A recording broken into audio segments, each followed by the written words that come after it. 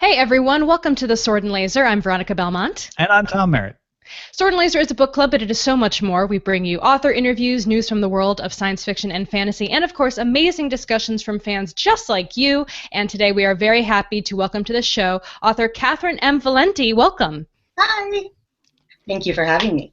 Of course. Thanks for joining us. You know, we're thrilled to have you, and our audience is equally thrilled. They posted a ton of great questions in our forums over at goodreads.com. So we should probably just jump right into it. But first, I wanted to prime our listeners who maybe haven't heard of you in the past. Catherynne is, of course, an author and a poet whose first novel, The Labyrinth, came out in 2004. She has since gone on to write many books, including the Fairyland series, which started with the Andre Norton Award for YA literature-winning novel, The Girl Who Circumnavigated Fairyland in a ship of her own making, the first self-published book to win a major literary award. She's won or been nominated for basically every literary award since then, but we're kind of most jealous of her Hugo for Best Fan Cast for SF Squeecast. So welcome to the show, as I said, and that is, yeah, we've been egging for that one for a while, so we're a little bit jelly on that part. Well, I'm sure that you will get it one of these days. It's a good category, and there's been nothing but awesome winners. We'll submit this episode. And then maybe some of your winning magic will rub off on us. I should have brought the Hugos out for the video. Is that count as pandering? It might be a little bit of pandering. Well, like I said, we have many great questions from the audience, so we'll jump right into those. Speaking of awards, Brendan in the forums wants to know, how goes the effort to create your own book awards? I've been discussing with a number of volunteers the best ways to do that. That's still very much a thing we're trying to iron out before we pose some of the questions we've got to the public, because I very much want to have public input on it and not have it just be things I think are cool. So we're working on it. I'm hoping that will actually happen. It's looking right now as though it's something that for 2016 we'll do through a website, and if it picks up steam, then we'll look for a convention that might want to host an awards ceremony in future years. But I think we'll just try to do it online the first year. For those of you who may not know what we're talking about here, through a series of strange and flame-war-y events that are perhaps I will not bring the negativity of in here. I came up with an idea for an award based on the elements of storytelling. So with awards like Best Ending and Best Villain, Best Opening Line, that sort of thing. And it seemed like something that was a great deal of fun and that could genuinely get people excited and talking about books rather than talking about the politics of awards, which has really sort of infected our community of late. And so it is definitely something that I'm trying to make happen, and I have a number of amazing volunteers who are putting their expertise to it. It's been slowed down slightly by the fact that I have a novel coming out in a week, but it will pick up steam again once I'm back from my tour. What is it about awards that because we've talked about the same thing, either doing like an award for the most popular book that we read in Sword and Laser or book of the year. It always seems like there's some attraction to awards. Is it just because we want to recognize the things we love? What do you think it is? Well, they're shiny. They're very pretty awards. They're very pretty. Well, if they're done right, yeah. But I think it's also that, I mean, there's the mainstream success of sales, and that's something that happens for a number of reasons, some known, some entirely arcane. But not all of the books that we love end up having the kind of sales that would keep an author going both physically and mentally. And awards are a way of recognizing books that, I mean, oftentimes they go to popular books as well, but it's a way of recognizing a book that is separated from sales. A book can win a major award and have sold 100 copies. You know, that kind of thing has happened. And so awards allow us to say something about what we like without it just being about our wallets. And I think that because it's strictly about quality rather than saleability, people are really drawn to it, and different awards have different focuses as well. So it's, I mean, look, we all want to win things. Everybody likes recognition. Everybody likes attention. Everybody likes to wear a pretty dress or a pretty suit and hold something shiny. But I don't think that people will stop caring about them anytime soon. I think I care about it more than Tom cares about it. I think you're right. I think sometimes, and I'm definitely not saying this about you, but I think sometimes people start awards because they want to win them.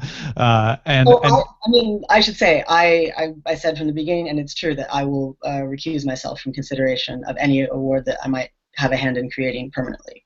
But I think there's also just as powerful of a need to recognize, to want to give the awards too. And I think you talked about a very important aspect of that, which is recognizing something for its quality or its essence rather than just for where it was on some chart or other. Yeah. Jenny wrote in with a question that I always have a problem trying to figure out how to pass along to an author. Jenny wants to know who is her favorite character in all of her worlds. And I know that authors have a hard time picking favorite characters any more than people would have a hard time picking their favorite children. So you could feel free to answer this in any way you want. Are there characters that you find more enjoyable to write in certain moods as others, or what can you tell Jenny? Because she's wanting to know something here. Well, I mean, I can tell you that for other people, A through L, the Wyverary from the Fairyland books, seems to be the clear favorite of every character I've created. I love A through L, and I love writing him. I love writing Blunderbuss and the Marquess from the Fairyland books as well. Like, the Marquess is the big villain. Villains are always fun to write. Blunderbuss is a stuffed wombat who uses insults to say I love you, so I get to come up with lots of creative insults. But to say my favorite character of all my characters, it's really hard because they're my babies. They're people that I've in some cases really raised. September I raised from 12 to 17, so I don't really know all of them, honestly. I do. My new book is called Radiance, and I will say that Mary Pelham, who's a character in that, she's a young actress who comes to the moon to make her fortune and be successful in lunar Hollywood. And I love her so much. She's such a wonderful character to write, and she's sort of very loosely based on Mary Pickford. And she's just a delight to have in my head. So this is a bit of a deviation from the questions, but I would love to hear more about Radiance, because we got a lot of people asking on the forums, tell us more about it. We want to hear more about it. Sure.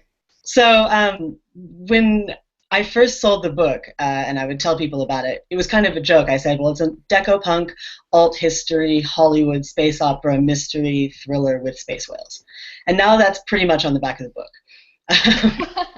Oh, never joke. When you joke, people take you seriously. But that's what it is. It takes place in a world that is an alternate history in which space travel was discovered around 1870, and in which all of the planets in our solar system are inhabited and inhabitable.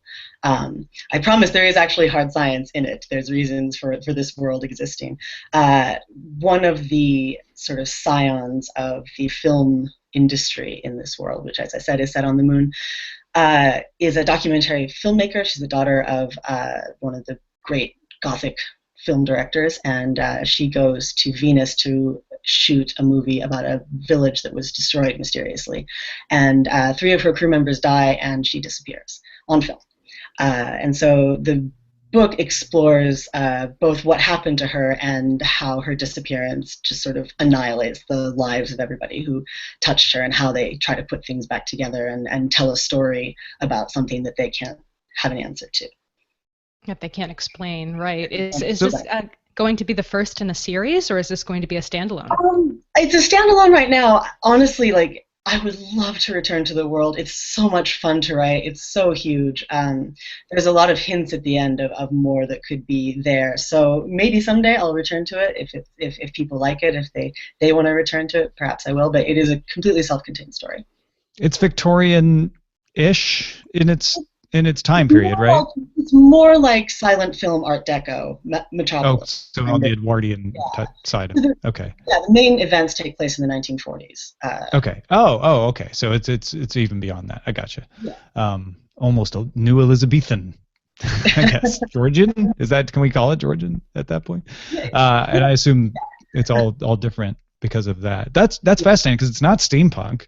It's not. Entirely different take.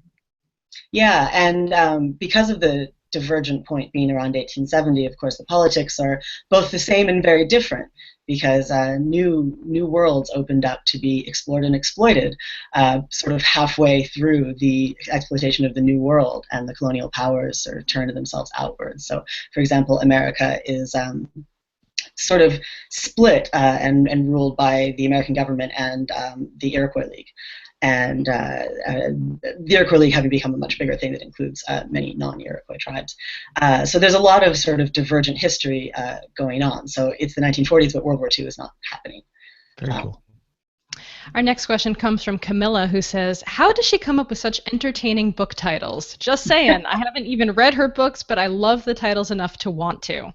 Well, I appreciate her saying that, because I feel like I'm terrible at titles, actually. If it doesn't come right away, it's just brutal for me to come up with it.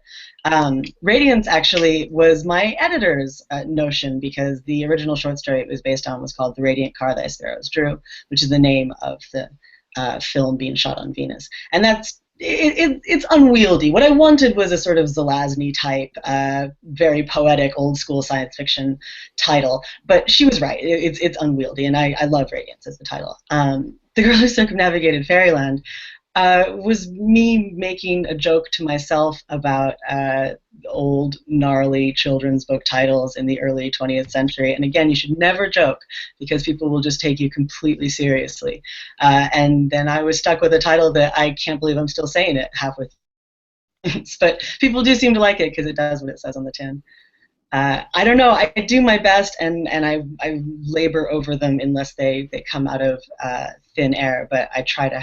It's weird. It's started to happen where my adult books are single word titles, and my children's books are these long, complicated ones. I'm not really sure. That wasn't a plan. Interesting. I wonder if that's a Radiance.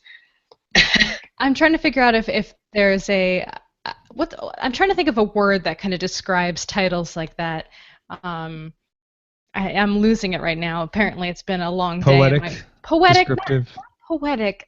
More like fun. Narrative. and no, Whimsical. Whimsical. Thank you, Whimsy.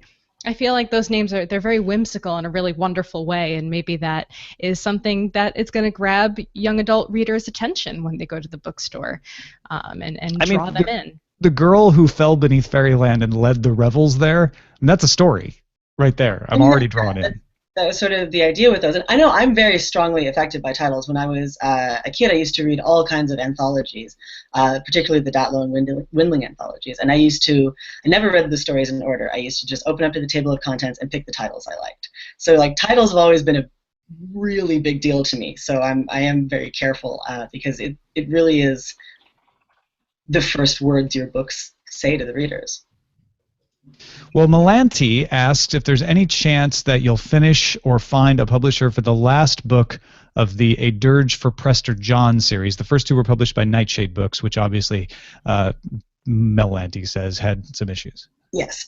So we're going to kickstart the third book in the series after the tour for Radiance winds down, and I have a moment of my brain to myself that is not devoted to Radiance. But we are going to kickstart the third book, so be on the lookout for that. We did try to find a publisher for it, but the problem is that when like the first two books were published by a different publisher, really nobody wants to be the one to publish just a third book in a series to which they don't have the rights to the first two. So it was complicated trying to find one. And I think kickstarting will be very fun and the best option for it. So it's going to happen. I promise I would never leave you hanging like that. I know that the second book ends pretty drastically. And I know that's not fair. That's tough. I've left you hanging for a couple of years now, but a lot's been going on, and I absolutely will be kickstarting it before the end of the year. Well, and that's an interesting point, because I think a lot of people thought self-publishing would come along and ruin publishing, and what it seems to be doing, and I think this is an example, is merely augmenting it. It's finding situations that might otherwise be hopeless and saying, oh, wait, there is another avenue for it. Yeah, I agree. I mean, I've always advocated a hybrid approach to publishing, that you should absolutely work with big publishers, because what's really nice is being paid to write a book like while you're writing it, and not have to worry about when it's going to be something that helps you feed your cats. But if you can also self-publish and be able to use those channels, then you can be independent and in control of your own destiny. And if you can do both, it's the best. That way you don't have something like Nightshade melting down, ruining your entire career. Or, Nightshade's not the first publishing company I've been involved with to melt down. I was with Phantom Spectra as well, and they were reorganized into Random House and don't exist anymore. So that happens all the time in publishing, and you want to be able to go your own way when you have to, but it's also nice to go their way. So that's something I don't know too much about. So what exactly happens to authors who get in that situation? Do they have an equal amount of difficulty finding a home for the next book, especially if it's a series? It really depends on the situation. With Phantom Spectra, I often call it the Great Diaspora, because there were so many authors, and we were just sort of set loose onto the rest of the publishing world. Many of us went to Tor. I did. Many people went to Nightshade, and then some of them were also caught up in their meltdown, and it was not very much fun. If you can get your rights reverted, then your situation is a lot better. It depends on how the publisher melts down, whether that can happen for you. And Phantom Spectra was reorganized, so it's not as though my books aren't still in print through Random House. They're just not in print through Phantom Spectra, because that's not what it's called anymore. But it can be very messy and very complicated, and you need a good agent to be able to get you through it. Good advice. Rich says, and this is where I'm going to have difficulty with the whimsical titles. Reading Palimpsest? Say it again? Palimpsest. Palimpsest. Thank you. There's a running joke on Sword and Laser that I can't pronounce anything, so don't feel bad about me not being able to say that name. That's okay. Nobody can say it. He says, reading it really tested me, and my brain was sore for days afterwards. It served as a reminder that I shouldn't get in a rut with my reading, and that I need to step up my game sometimes to keep my brain from becoming flabby, getting hurt through overexertion. Does Catherynne get pressure from her publisher to make her books more accessible to more readers? Or are they all, "This is great, Catherynne, there'll be blood running from readers' ears once again"? Well, I mean, yes, I become more accessible. It has for years and years and years and years been something I've been asked to do. And honestly, if you read The Labyrinth and you compare it to what I'm writing now, I am so much more accessible. Like, I have taken the note. I am way, way, way more accessible than I have been in the past. Oddly enough, we did think that Palimpsest was more accessible than the Orphan Tales. In retrospect, that's probably not the case. But I do try with every book to balance what I think is important in literature and what I want to say and the way I want to say it with making it as accessible as possible. It's kind of part of why Radiance has this sort of mystery thriller format that moves the plot along in a more traditional way. I had to do all these things that I hadn't done before, not because they're not totally normal, but I just hadn't ever shot someone in a novel before. So that was fun. And I think that my plots are actually not as complicated as all that. It's the language that throws people. And I just think that language is wonderful and fascinating, and you should put it through its paces when you can. But I am always trying to be more accessible. I'm pretty sure he meant bleeding ears as a compliment, by the way. I mean, I hope so. I do try. I think he really wants you to help him get in shape. Yeah. And it's a balance, right? Because if you go too far on the accessibility, then you risk being accused of writing fluff and not being inventive or challenging the reader. And so yeah, I think Rich is trying to say this is a good thing, really. And you have to be who you are as a writer. I'm never going to be Hemingway. That's not me. I have no interest in it. In the simple declarative sentence thing, I would never finish a book I tried to write that way, because it doesn't speak to me. It speaks to other people, and they should definitely write the books that speak to them. I try very hard to stay true to who I am and the books that I want to read, while making stories that most people can get through with a minimum of blood. And that's why your fans love you, because you are writing and that's incredibly important. When people, it seems like you can't win sometimes, because if you deviate too much from your norm, then people are like, that's not Catherynne, or that's not whoever. So it's a tough balancing act to make. So just going with your gut and writing who you are, I think, is the most important thing. I agree. We have a much less complex question from Frank, who just wants to know, will you be writing more Fairyland books? I don't have any plans for any more Fairyland books right now. The last one is coming out in March. It's called The Girl Who Raced Fairyland All the Way Home. And for right now, that's the last one in the series. I'd like to do a short story collection at some point of in-world short stories. I don't have plans for any more, but never say never. I would not put it out of the realm of the possibilities to do a second series. It certainly would be a different protagonist if I did. But right now, the Fairyland series is 5 books, and it will be done in March. Awesome. Koji-san says, how the heck did she keep track of all the stories in the Orphan Tales series of books? I would love to see her flowchart. Also, I'm massively looking forward to Radiance. So this is always a super awkward question because I don't have a flowchart to show you. I never kept a single note writing the Orphan's Tales. And I'm not proud of that. Like, I was just really lazy. It seemed like less work to just write the book than to make charts and outlines because I'm not good at that kind of thinking, but I am good at holding all of that kind of stuff in my head. Now, I started writing the Orphan's Tales when I was 22. I didn't really know any better. If I were writing that book now, there's no way I would not keep notes. But I didn't then. Toward the end, I sort of had a notebook that I scribbled stuff in, but I really somehow all just sort of stuck in my head. The thing is, when you create those characters, you know their lives. You don't have to like remember them the same way. And it's only 2 books. It's not a 9-book series that needs a series Bible or anything like that. But they were as real to me as any of my friends at the time. And I don't have to have a flowchart to keep track of my friends' lives. So that was more or less how I did it. I think a lot of people need like something like Facebook to keep track of their friends' lives, and so I think it makes it extra impressive. A modern flowchart. Yeah, a timeline. So did you find yourself just looking back at earlier writings, or were you able to just remember everybody in your head? When I was doing the second book, I did go back to the first book a few times, but for the most part, I did just keep it in my head. Like it sounds terrible. Like I think really, had I learned better study skills in school, I would have been capable of writing it out in some way that would have kept myself more sane. Like I've seen people online, they have mapped out like every story and how it connects to the other ones, and I'm like, awesome. I will never do that. That just seems like so much work. But it was how my brain worked at the time. I don't really understand it myself. It was a very long time ago.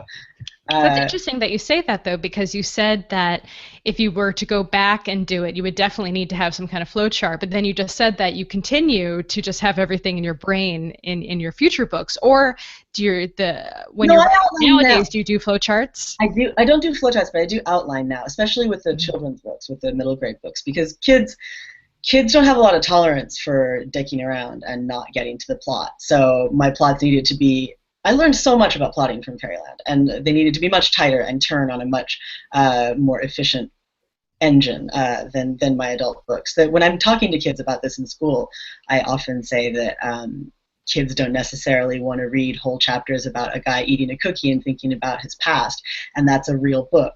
And then they all laugh because they don't really think it's a real book. Not Marcel Proust. But so yeah, with Fairyland, I started outlining. But the thing is that I also write from the first word to the last word. I can't jump around at all. I have ADD. If I jumped around, I would never go back and write the things that are in the middle, and I didn't want to write in the first place. So and if I know what happens at the end, I kind of get bored and don't want to finish it. So for the first couple of chapters, I will just sort of explore and push through, and then I'll stop, take a step back, and make an outline for the rest, sort of up to the end.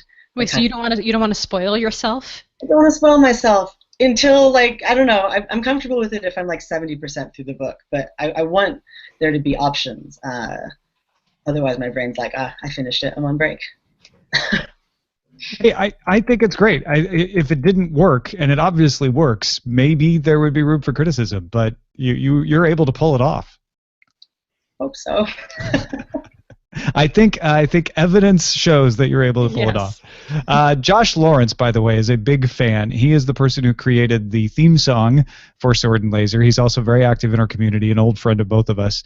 And he writes, with the AI themed silently and very fast, various short stories in the upcoming Radiance, very excited about that. She seems to be dipping into science fiction more often recently. Are there particular things she'd like to see done in science fiction, either by herself or others, particularly enjoyments or challenges of writing science fiction instead of fantasy? Well, I mean, often when I think of something that I want to see in science fiction, I go write it. Big part of Silently and Very Fast was that I've read so many AI books, so many science fiction and seen movies and television that explore AI, and the lion's share of them, certainly not all, but the lion's share of them are the evil AI who is out to destroy humanity, sometimes for a good reason, but often because it's part of their nature. And I wanted to explore what it would be like for an AI to come into a world that already thought it was evil, that already had that whole mythology, and also speak in the AI's voice, because some of my favorite stuff in William is when Wintermute talks, and I like hearing it in their own words, but I never felt like there was enough of that. It's so much about the human's reaction to the AI, and I really wanted it to be more about the AI's reaction to humans, so I went and wrote that book. The inhabited planets in Radiance is something that I would love to see more of. There is some with Leviathan Wakes and 2312, but really my mission statement with that was, I want those planets that we thought might be out there before we knew they weren't out there. That golden age science fiction of Burroughs and Zelazny and all those wonderful writers who created these Waterworld Venuses and these crazy Marses that we now are absolutely positive don't exist. But there was a tiny possibility that they did at one point, and I loved that. I loved that sense of even our own neighborhood could be anything. And I don't want to be hemmed in by those photographs, those beautiful photographs that we get from our satellites and probes. And sometimes, like the planet where it rains diamonds, they find things that people wouldn't even write into a book because that seems like so overly ornate. But I would love to see more of that kind of really unrealistic, fantastic science fiction.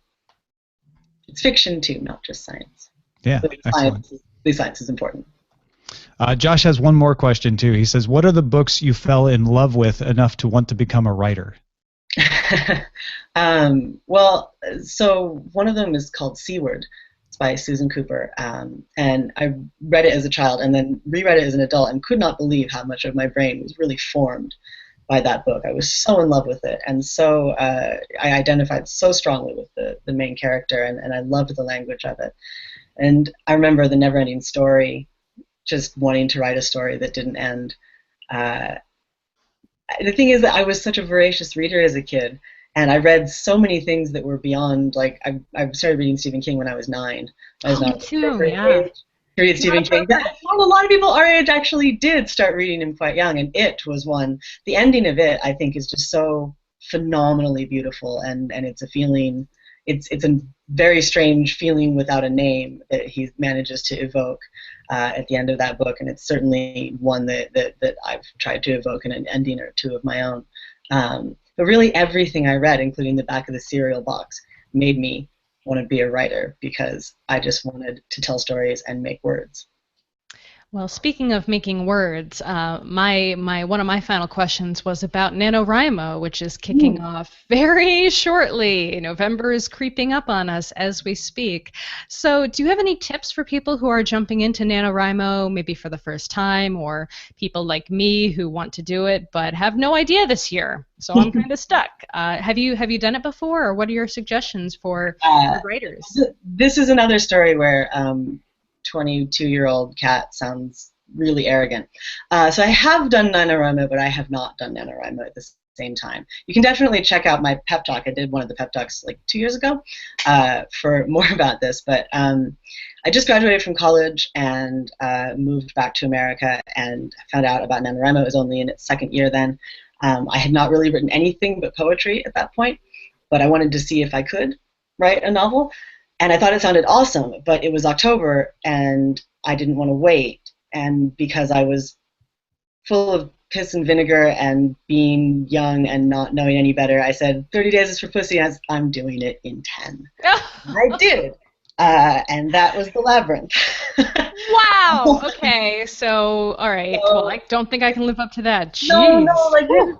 Here's the thing. Like, okay, so I had no idea how to write a book. None. Like, zero. People used to say that The Labyrinth is a 200-page poem without big margins, and I used to get really mad, but now I feel safe admitting it's completely true. I had no clue, so I picked the loosest thing I could think of to hang a plot on, where I could just do whatever I wanted to with language, and a maze seemed like a good idea. Like, I just threw everything I had at it with no notion of whether it was any good, and no real rhyme or reason except that I wanted to make something. I could have totally failed, and because I wasn't actually officially signed up for NaNoWriMo, nobody would even have known. But I didn't fail at writing the word count. Whether or not The Labyrinth is a successful work of fiction, I am so far away from it at this point, I can't even possibly tell. But I'm sure it is. But the thing about NaNoWriMo is it's a deadline, and deadlines are so incredibly important. Self-imposed if you don't have deadlines from the outside yet, and I think it's a great and wonderful thing. And my one overarching piece of advice for people who are doing it is, I know that one of the themes is it can be crap and it doesn't matter, and it doesn't matter. But you can also write something amazing. It's only 1,600 words a day. Like, it's actually not as much as all that. And you don't have to stop writing at the end of November either. You can keep it going. But I find that I can only keep up the idea that I'm awesome and have the right to speak for like 30 days. That's a good amount of time to keep up any kind of ego about my own writing and keep one idea in my head. So use that. Be as amazing as you can. It's only 30 days where you don't have any dips in self-confidence. You can keep it up for that long and create something amazing. It is possible. Well, that gives me hope. Again, even though I've done it twice successfully, I still every year feel like this is going to be the year that maybe I do something better, or I just completely fail. But I can't let myself fail. That's the problem. I can't not complete it. So I either don't do it at all, or I do it and I finish it. And, quality varies. Yeah. But it's the thing for me that just gets the excuses out of the way. That's the important part of NaNoWriMo, is it says here, for this 30 days, you're just going to go. No more excuses, just write. Just make yourself do it. Yeah. And that's incredibly valuable. Well, Catherynne, thank you so much for joining us. And Radiance comes out on October 20th? Yep. That's very exciting. We can't wait to check it out. Where can people follow all your work online? You can find me on Twitter at @Valente. You can find my website at CatherynneMValente.com. And you can find me on Facebook and more or less anywhere else online that you find people. And thank you guys so much for listening, viewing, and supporting the show. Of course, we are funded entirely by our patrons over at patreon.com/swordandlaser. So thank you so much for helping to support the show and enabling it to grow throughout the years. And you can also support the show by buying our books through our picks page over at swordandlaser.com/picks. And of course, if you want to get in touch with us, our email address is feedback@swordandlaser. Our website is swordandlaser.com. All of our discussions happen over on goodreads.com/swordandlaser. And you can call and leave us a voicemail at 415-7-SWORD6. We'll see you next time. Bye, everybody. Bye. Bye.